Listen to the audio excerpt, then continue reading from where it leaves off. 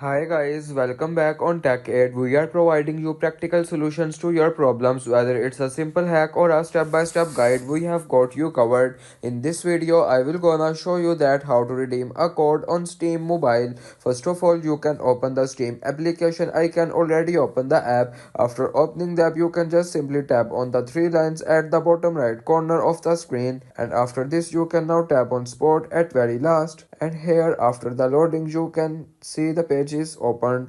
After the page is open, you can now tap on purchases, and here you can just simply tap on I need help with a Steam gift card or wallet code, and after this you can just simply tap on where can I redeem a Steam gift card or wallet code. Tap on it, and after tapping on it you can just simply enter your Steam wallet code and now tap on continue, and it is a way you can redeem a code on Steam Mobile. If you want to keep your online activity private and access to restricted contents like I do, trying using a VPN. It's secure, easy to use, and makes a browsing safer. The link to buy is in the description below. If this tutorial helped, don't forget to like the video and subscribe for more practical solutions. Got questions or need extra help, drop a comment below and we will be happy to assist. See you in the next one. Thanks for watching.